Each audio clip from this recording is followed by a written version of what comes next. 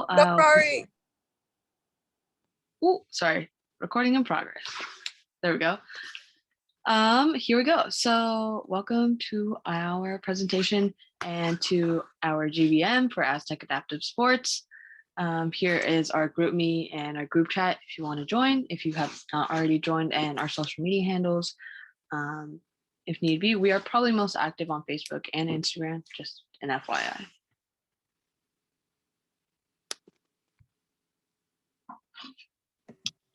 And this is just our schedule that for the rest of the semester. So coming up next week, we have a paint night. It's going to be on the 7th.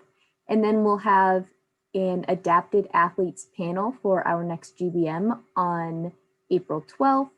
And there's a potential volunteering opportunity that we're gonna fill you in on in a few slides. And there will be a trivia night again on April 19th. Awesome. So for those interested in the paint night, I know these are rough pictures, but these are all the supplies that you will need to complete the painting that we're going to do together. If you don't have any brushes or paint or a canvas, you can buy all these at Daiso and Target for less than $15 brand new. The brush was only $1.50 from Daiso, and then everything else from Target was only $1 or $2 max. You could split it with a friend, do the paint night together if you really wanted to. But these are the supplies. Take a screenshot if you need to, and we hope to see you on the 7th.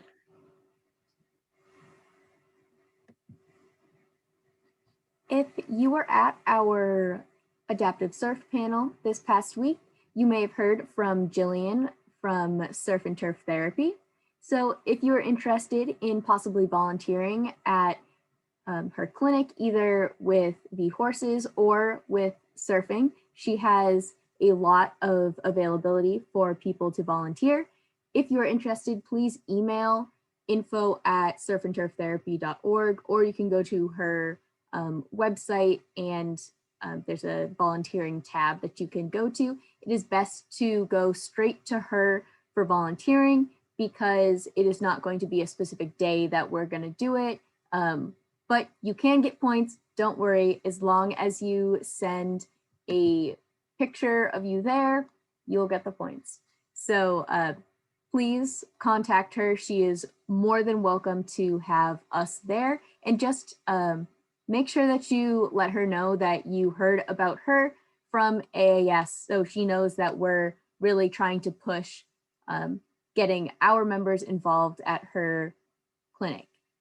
Just one note, her address is on this slide. It is in San Juan Capistrano, so that is closer to an hour away, just so you know before you start getting into that. And then coming up on April 10th, there's an opportunity to do some volunteering at Ivy Ranch. Ivy Ranch is a equestrian center that does therapy. So the stuff that you're going to be doing for the volunteering is cleaning up in their garden, but there will be a chance to watch some of the therapy that goes on there. If you're interested, please contact us directly because we have a group that will be going. It is from 8 to 11 and it's about 45 minutes away, so just keep that in mind. You can either email us or you can send it in the group me to any of the eBoard members and we can get you onto that trip. So now that is all we have for our announcements. If everyone's ready, we're going to get started on our careers in adaptive athletics GBM.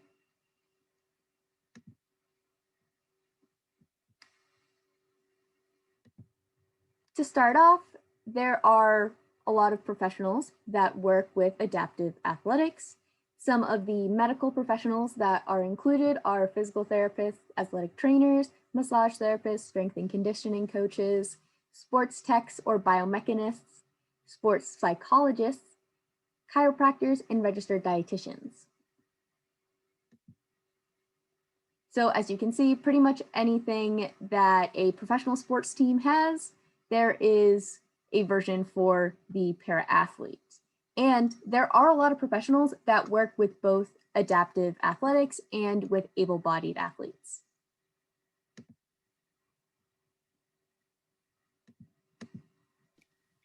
So, along with the healthcare professionals that all athletes need, we also have non-medical careers in adaptive athletics as well. As you can see, we have marketing, fundraising, business development, HR, associate directors, data collectors, and chief of staff. All the things that you need to run a regular business, you also need in a sports-related business as well,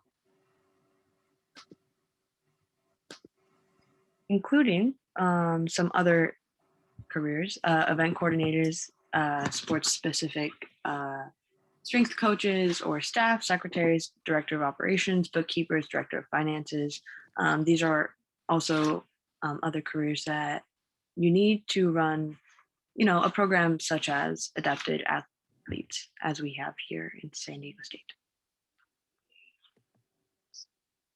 So it's really important that the athletes get access to the proper care that they need so they can operate at the highest level possible. So there are some issues that a lot of athletes don't get access to registered dietitians, physical therapists, and athletic trainers. And a lot of the reason why is that it's expensive and there's a lack of funding and it's difficult to get to see these people. It's important for the athletes to see these registered dietitians because if you're not taking in the right thing, you're not going to be able to put out the right thing. So what you take in, that food impacts everything that you do. If there's deficiencies in the food that you're taking in, there's going to be deficiencies in your training. Physical therapists are really important for adaptive athletics because when a para athlete comes in, they already have inherent discrepancies in their bodies. If they're an above the knee amputee on one side, they're going to have discrepancies on one side from the other with their musculature.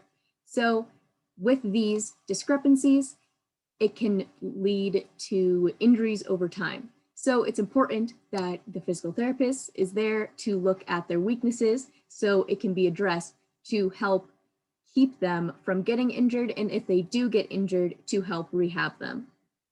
And finally, an athletic trainer is really important because they're going to be the person that is going to help you maintain your body. Like I said, they have those discrepancies and they're going to help watch you day to day, keep you as in the best shape as possible. And they're going to focus on prehabbing you before, hopefully you don't get the injury, but hopefully if you do, you'd be in better shape for physical therapy. These are the people that are going to be making sure you have the right prep, you have the right taping, you have the right training from day to day so you can maintain your body as best as possible. Yes, and if you're aspiring for a career in the sports field or the adapted athletes or any athletic field, here are some issues that student athletes face. Misconception of youth just being high school and under, like this includes college level athletes as well. We heard about this from Akil, our program director, as he was also a student athlete when he was training for the Paralympics. He has there were two major issues that student athletes face that some professional athletes don't really face as much. And the first one is scheduling. A lot of training is geared towards those with full-time availability in big facilities such as the Olympic Training Center here in San Diego.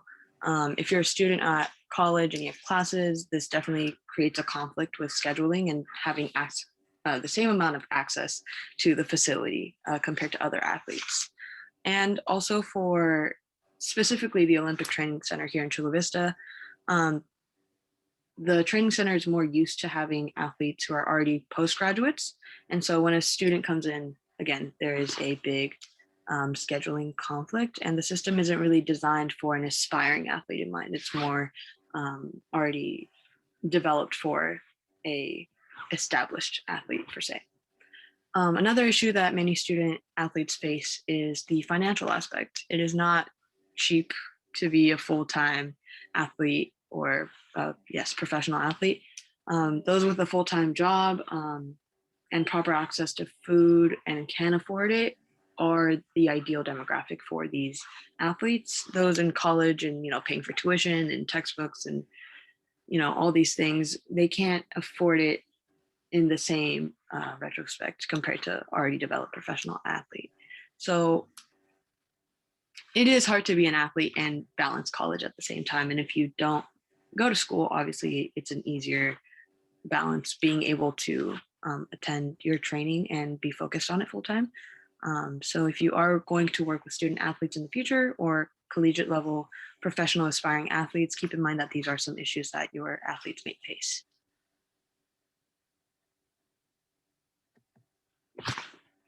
Yes, and going back to the non-medical careers in adaptive sports, um, these are positions that we do need for a program, a collegiate level program like ours to run. It is not just coaches, athletes, PTs, ATs. There is a lot more behind the scenes, and these are some of them. So as she said, there's these issues with places like a Olympic Training Center. So that's why these college programs are really important. And anything you need to run a business is what you need to run an adaptive athletics program. Some key focus points that you want to think about when you're running an adaptive athletics program is you're always trying to think about how to improve things. Just like a business, you're always trying to improve what you are doing in your business. So some key focus things that they're always thinking about is culture, how to recruit, how are they onboarding it, the people who are helping and the athletes, how they're communicating with them. Are they doing it in a more professional, distanced way through email, or are they in a group chat and it's more laid back and more personal? How are they going to get more people involved? Do they have something like Aztec Adaptive Sports that can help get people involved in the program? And stewardship is really important. So it's very important to have all of those positions that were just mentioned a couple slides back, because if you have the proper people, then all these things can be thought about in a more complete way. So for example, there are some programs that may only have a head coach and an assistant coach. So that means that the head coach and the assistant coach would have to be thinking about all these things on how to improve their program. But if they had someone who was specifically had the position for onboarding, it could take a lot off their plate. So it's really important to have enough people to do all the proper positions. And another aspect of running a program or running any business is stewardship. Stewardship is when someone interacts with the program, how you try and keep them involved in the program, how to keep them active, find different ways to, essentially keep them feeling involved in the program. For example, how do we get members of Aztec Adaptive Sports, the club, to interact and maybe even join the adapted athletics program?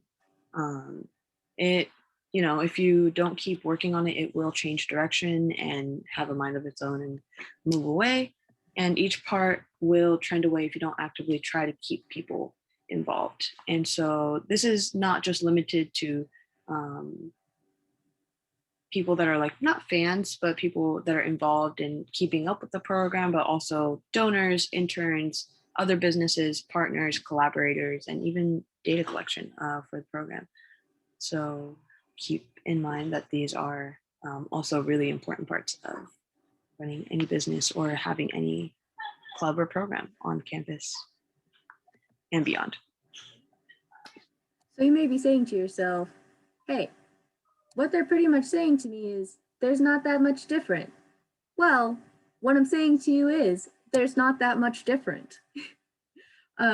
So once it's a job, once you are in the position, you have that paid position in adaptive athletics, it's a job and you're essentially doing the same thing. But where this varies is when it's prior to the job. So a lot of adaptive athletics programs, they start out as a passion project. There's the work to get done. You have that vision, but it's not necessarily a job yet.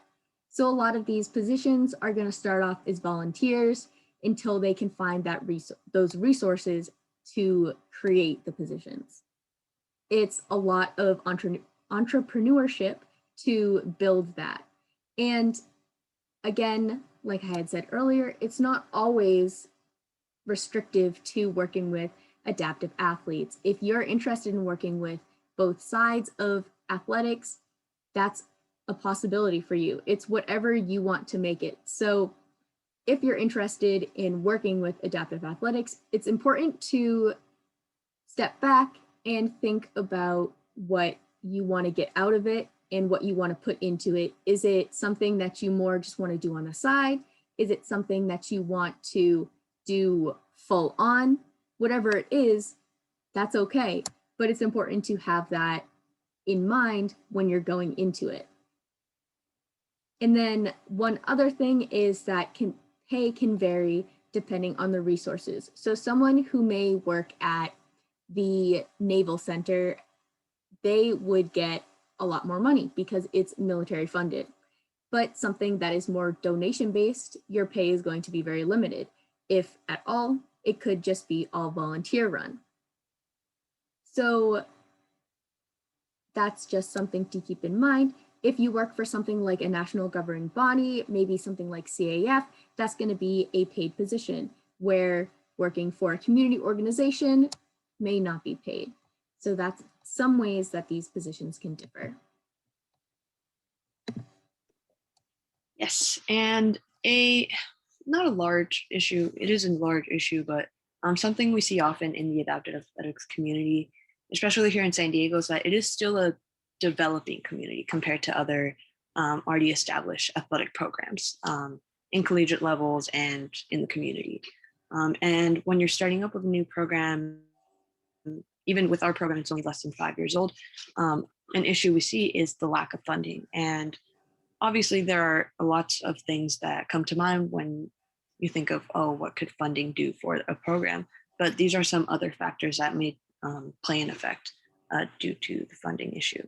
One, it creates instability within the program. It's hard to create a consistent quality and provide a consistent quality from the program without a full-time staff and having the same people working there. And you need to build something sustainable where people aren't there for a small amount of time, because then it'll play into the consistent lack or lack thereof quality. And I think it's also, it's hard to say also with like a collegiate level program, because a lot of the interns and the staff and the volunteers, they will only do like 1 semester or 2 semesters and then leave, and then there'll be a brand new set of people, and you'll have to keep consistently train people from the ground up. So it is hard to keep the same level of quality all throughout the duration of the program when there's a lot of high turnover rates. This also goes into just not just behind the scenes, but even for like marketing or for promoting the program. It's always better if it doesn't fluctuate as much. But as long as a program or a job or a position is volunteer based, you can almost always expect that it will be unstable or inconsistent. And if we want to get adapted athletic programs and community organizations to the same tier and the same level of standard and respect that other athletic-based programs are getting, it's easier to do it not without volunteers, but like with paid staff, if that makes any sense. You can only do so much with only volunteer-based work. And yes, due to the lack of funding for the jobs you do, you get a lot of high turnover rates. And you can definitely think about this in part, if we're marketing ourselves as like a competitive program, it should be it should have the same amount of staff um, as a competitive program versus just a recreational program, because the expectations are very, very different.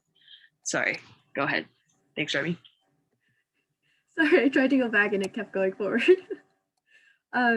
So, what are the first steps that you should take to get more involved? Well, you're doing it right now, getting involved with Aztec Adaptive Sports.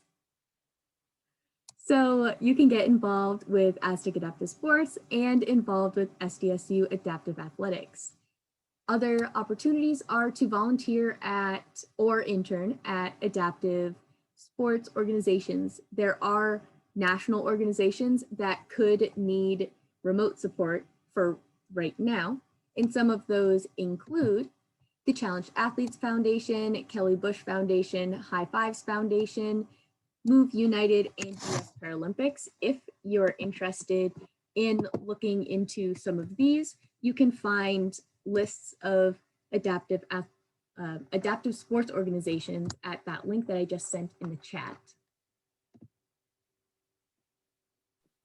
Yes, and so for this presentation, we didn't just spew whatever we were thinking off the top of our heads. We definitely looked to our program director, Keel, and Eva and Patrick from CAF for advice and their thoughts on this as well.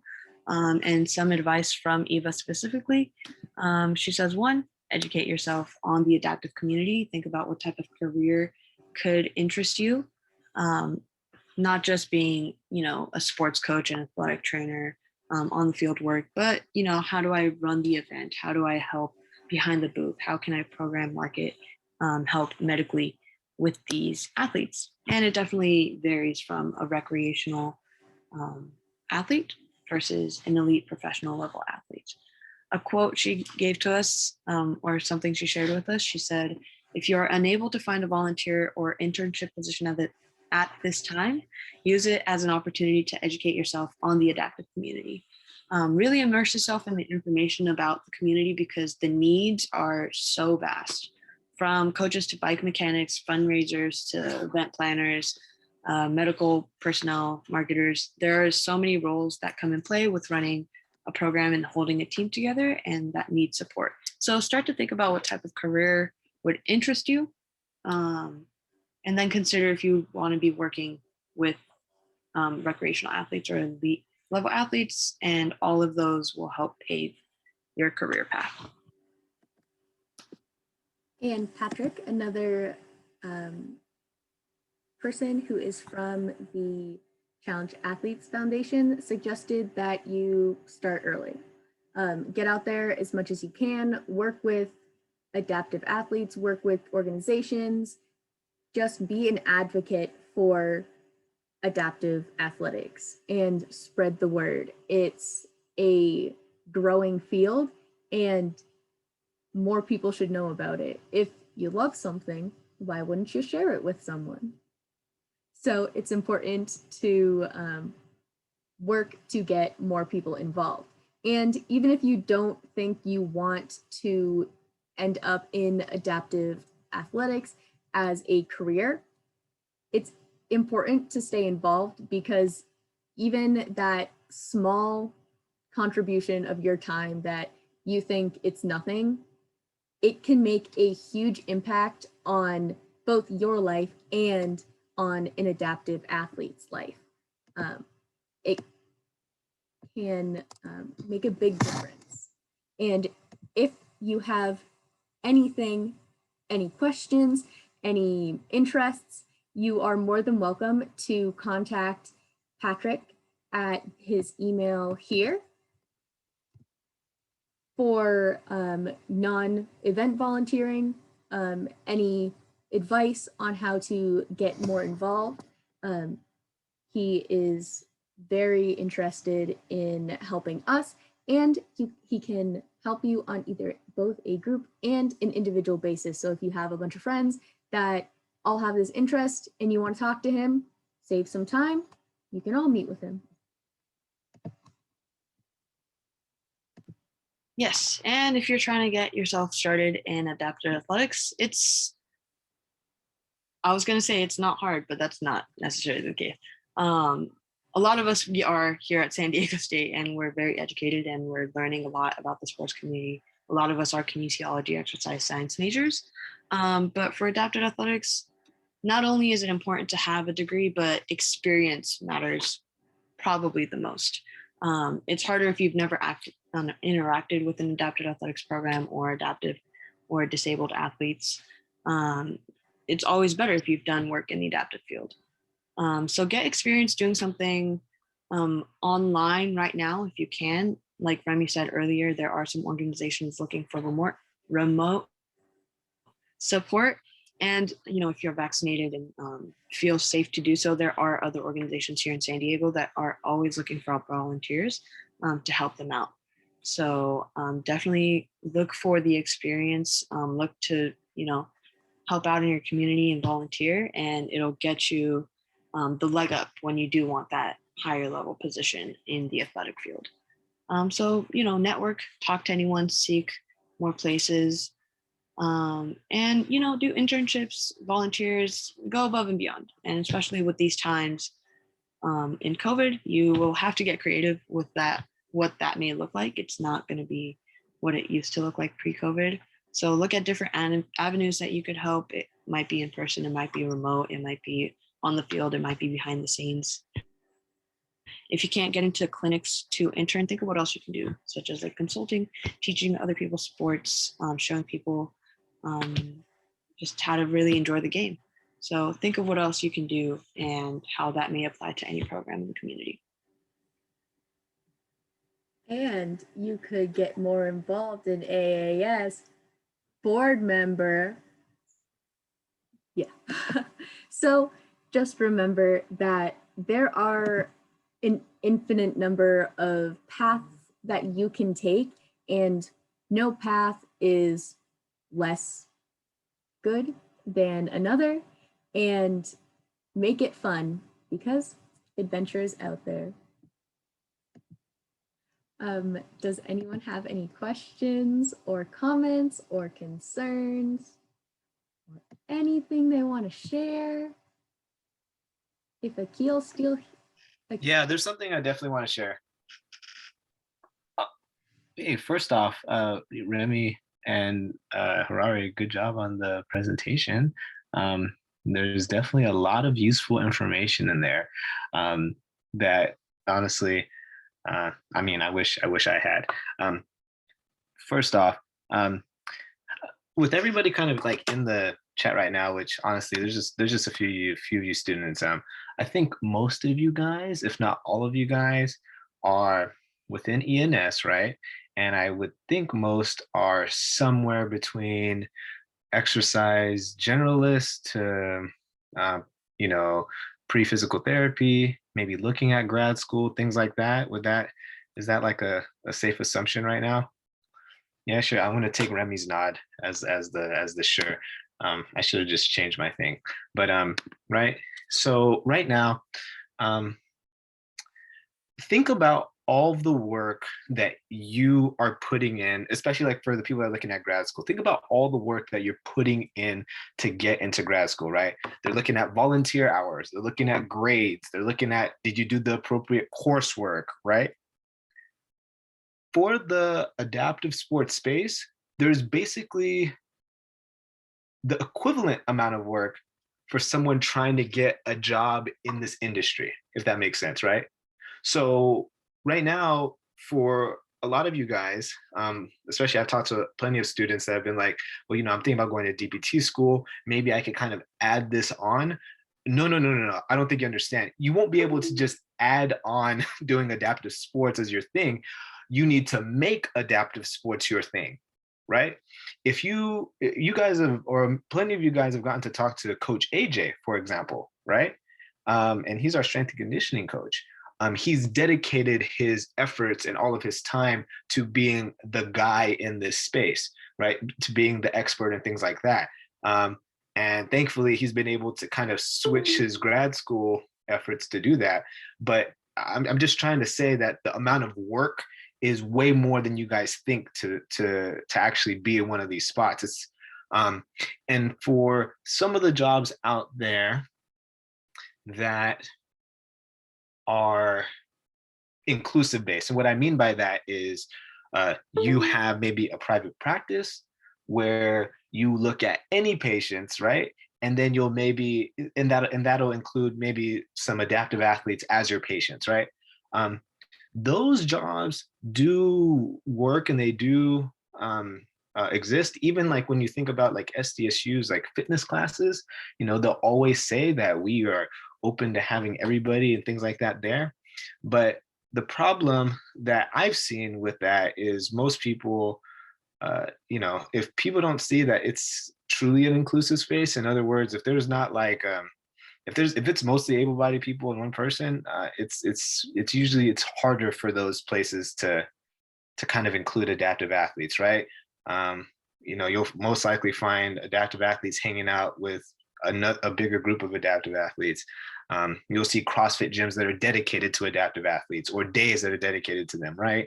So, you know, again, just wanted to iterate that the inclusive model does work and it kind of has been, right? There wasn't what was happening before there was this collegiate program here, what was happening before CAF and what was happening, right?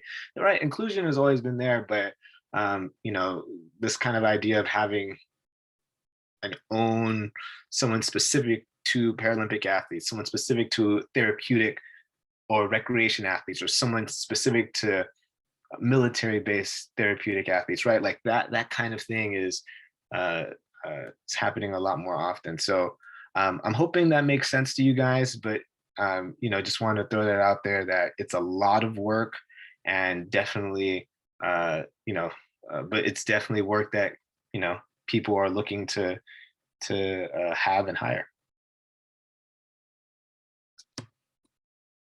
All right, that's all. Thank you. Does anyone have anything else they want to ask or say or talk about? Yeah, so when you guys were doing like the research for this, what was one of the most interesting things that you guys found?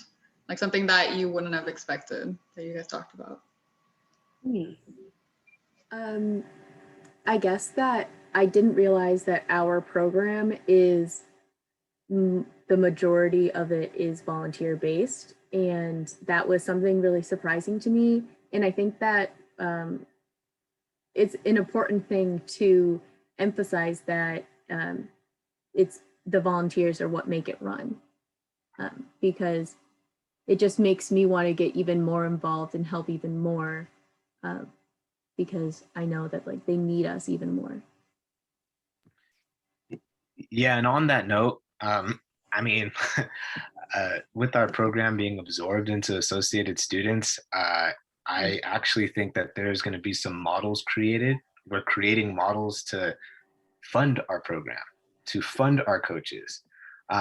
Even I think Dr. Antonette's here, but like, you know, we're looking at like, okay, if we were going to run a physical therapy clinic for adaptive athletes, like how would it work, right? So, you know, some of these things are being invented right now, but as kind of Remy said, like um, it it's it's it's gotten to this point because of volunteers, and for a lot of those other programs out there, Eastern Washington, even Michigan, and things like that, like it's those programs are going because of the student organizations that are involved with them, right?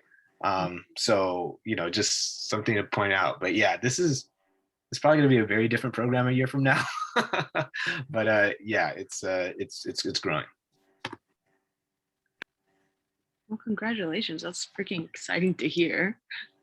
But yeah, I would share that when me and Remy were talking about this presentation, this was like a whole conversation. We were like, wow, this really is, you know, there's only this many paid people versus, you know, these people are all volunteer based and just blew my mind. Because considering the program has gone long ways with it only being a volunteer based staff. And I think another thing that like surprised me was about the Olympic Training Center in Chula Vista, just the amount of scheduling and financial issues that you face like as a student athlete compared to a professional athlete. Like I'm sure it applies for all other sports and athletics as well. but that was a big surprise to me that there were these scheduling issues and you didn't have access to the facility the same amount of time as like a professional who's probably like living nearby the facility and is just living basically at the gym, you know? So yeah, definitely learned a lot and was really interesting to hear the different perspectives from all these members in our community. Yeah, and one note about that, if I was a medalist, there, you're right, the access um, to stuff would change a little bit, and but at the same time, yeah, it's just scheduling. It's whole Paralympic awareness. Like, is Paralympics actually valued as much as the Olympic sports? But then at the same time, there's these one-offs of Paralympic athletes that are doing really, really well versus like men's gymnastics or men's wrestling, which is struggling to stay as an Olympic sport. So what sort of access should they get versus this, right? So like it's like a really, there's like a huge gray area there in terms of like access to stuff. And that was just kind of like my take on like, yeah, this is, if I was apparently a better athlete, I may have more access to stuff. But it's also because if I was a better athlete and winning medals, that means I'm bringing more value to said company, which is the USOPC. So just things to keep in mind that, basically, guys, it's all money at the end of the day. It's all money at the end of the day. If you bring more, you'll probably get more access to stuff. If you bring less, you probably, actually, you know what's a really good example? Recently, there is March Madness for both men's and women's basketball, and there was that athlete on Oregon women's team that was like, look at the women's weight room versus look at what's the men's weight room for the NCAA, right? I don't know how much you guys know about that or paid attention to that, but there was like another, I guess you could say my friends from the adaptive sports community, some of these other directors, there's our nice little communication system, our group chat, and even like Facebook, that was like, oh boy, like, if NCAA is having such a hard time balancing women's sports, then where does disability fit in that conversation? And I was real blunt with them, going, hey man, NCAA is not ready to talk about disabled athletes having the same access as some of these guys. But one of the things that I'm trying to push for our program is our program at San Diego State. Eventually, we're essentially creating a product, right? A product for you guys, a product for the athletes, a product for donors, a product for the university. And over time, we're going to be able to bring more eyes to this thing to say that this should be treated equal. And it's twofold. I'm essentially going to say, from a moralistic point of view, right? Like, we're talking about a wheelchair basketball athlete versus a regular athlete. They're both working hard. They're both doing this. This should be equal. But at the same time, I will be saying, look at all of the eyes, look at all of the money, look at all the things that this program and athlete is doing for the university, that now kind of hits that financial conversation that, women's basketball unfortunately doesn't always hit. And I think where people forget, where it's like, okay, well, how many people are watching the women's basketball tournament? Which at the same time, I've also heard, well, if the women's basketball was more on TV, then, people would watch it more, which is, I don't know. But anyway, you guys kind of see that trend of like, yeah, there's that moralistic, disabled athletes should be supported. And then from a financial point of view, oh, by the way, we have the numbers to prove that people actually care about this and are willing to buy tickets to games, donate, to engage as interns, to talk about it in the student group meetings, things like that. So anyway. Absolutely. That makes a lot of sense. If you create more product for, the games, and like if you could sell merchandise for AAS or something, that's obviously like a lot of data that would be coming in that is just evidence for when you do finally have these conversations with the organizations on campus and can go back to getting more funding for you guys as well. Right, right. Nice. Well, thank you for sharing all of your insight, like during the presentation and what you've said after. I think it definitely helps give us a more broader perspective, because we only know from our perspective, but we're learning firsthand from you. So thank you for coming in today. And then I just wanted to extend to Antoinette too. Can you like just share a little bit, like maybe your experience like going into the field too, because of how much you support the program? Yeah, so thanks, Justin. Well, at first I wanted to say, when Akil was talking, I was just thinking about like, you know, how far we've come these past few years from where we started. And I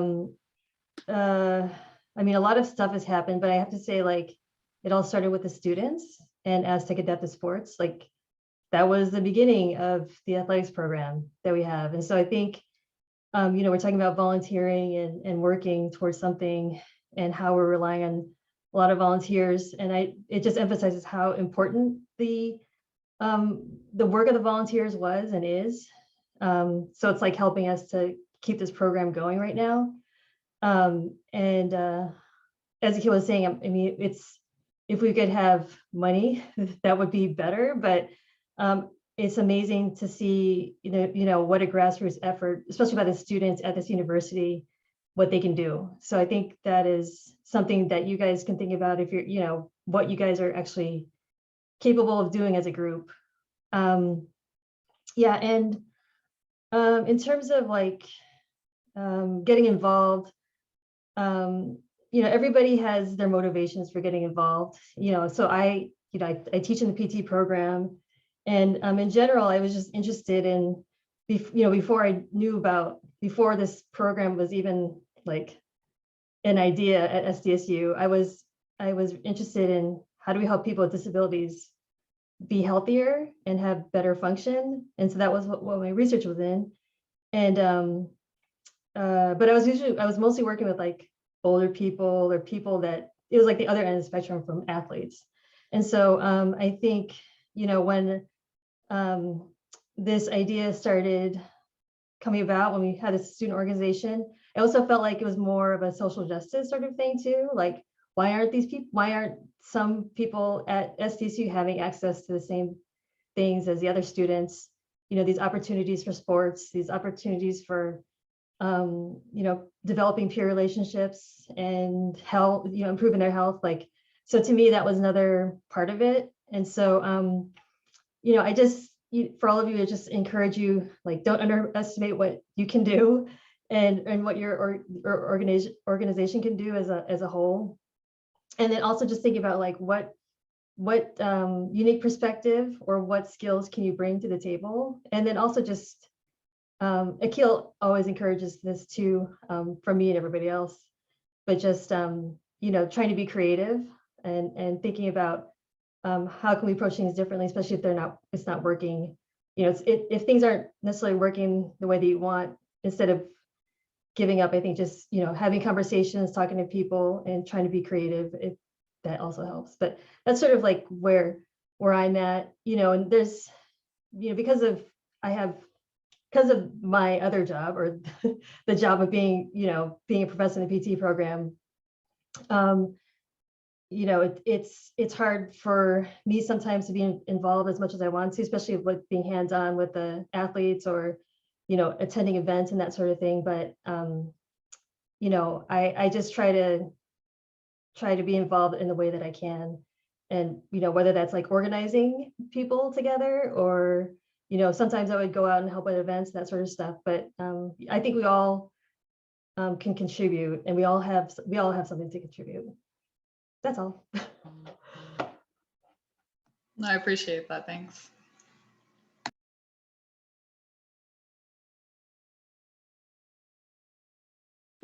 Does anyone else have any questions?